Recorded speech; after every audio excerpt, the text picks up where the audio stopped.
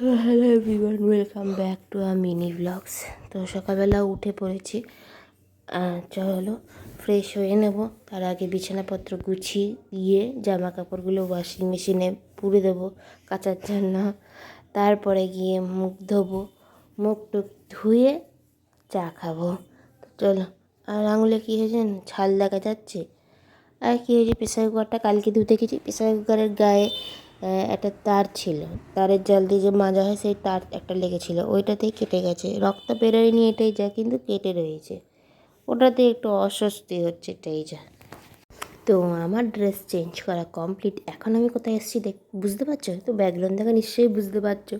তো দাঁড়াও, তোমাদের দেখাচ্ছি আমি কী করতে এখানে এসেছি এখন আবার। তো কিছুই না, ওয়াশিং মেশিন চালাতে এসেছি, বুঝতে পেরেছো নিশ্চয়ই। তো ওয়াশিং মেশিনটা চালা, আর কলটা খুলতেই পারি না আমি, এত টাইট। মানে কল এত কেন টাইট হয়? কেউ বলতে পারবে কলটা কী করে আমি হালকা করব?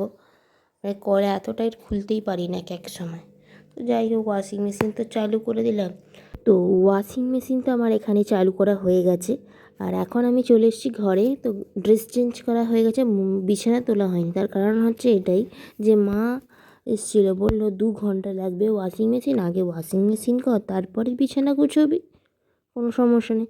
তখন আমি বললাম ঠিক আছে, কোনো সমস্যা নেই, আগে ওয়াশিং মেশিন করে দিই, তার কারণ অনেকক্ষণ সময় লাগবে, তারপরে সে বিছানা গুছোবো, তারপরে গিয়ে চা খাবো।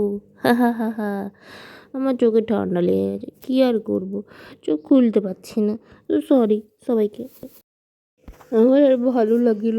আমি একটুখানি চুলটাও খুলে যায়, আমার সঙ্গে এরাও এরকম করবে, যা হচ্ছে হোক। আমি একটুখানি মশারিটা গুছোচ্ছিলাম, দেখাচ্ছি মশারিটা ভাঁজ করবো, সেই সময় মা বলছে চা হয়েছে, কখন করবি? কী করবো, ভালো লাগে না। তো অবশেষে আমি রান্নাঘরে চলে এসেছি চা করার জন্য। তো চা হচ্ছে এখানে, আর আমি এখানে দাঁড়িয়ে আছি।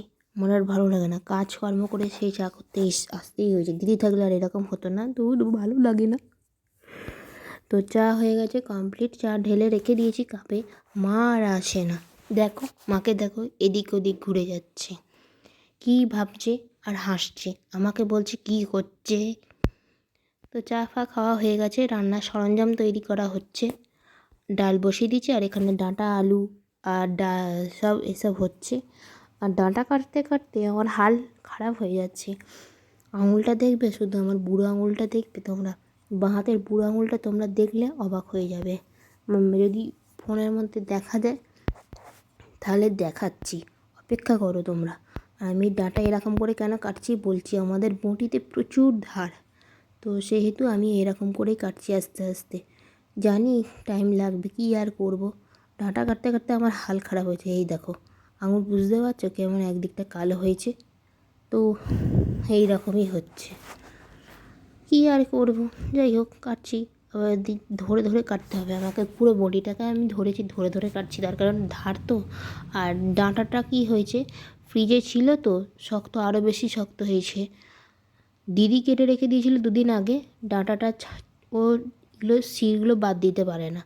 যাই হোক, আমি মা বার করেছিল, মা কাটছিল, আর ফার্স্টে আমি নিয়ে বসলাম, তারপরে মা নিল, তারপরে আমি আবার নিলাম, তার কারণ বাড়িতে লোক এসেছিলো, তো মা কথা বলছিল, তো সেই কারণে আমি কেটে রেডি করছিলাম। দেরিও হয়ে যাচ্ছে তো সেই কারণে আমি কেটে নিয়েছিলাম। তো ডাঁটা কাটতে কাটতে আমার হাল তো খারাপ হচ্ছে। এক তো হাতে এরকম দশা, ভাবে স্লিপ না কেটে না যায়, একই আমার নখ নেই, তার মধ্যে যদি স্লিপ কেটে যায় আমি স্লিপিং হয়ে যাব।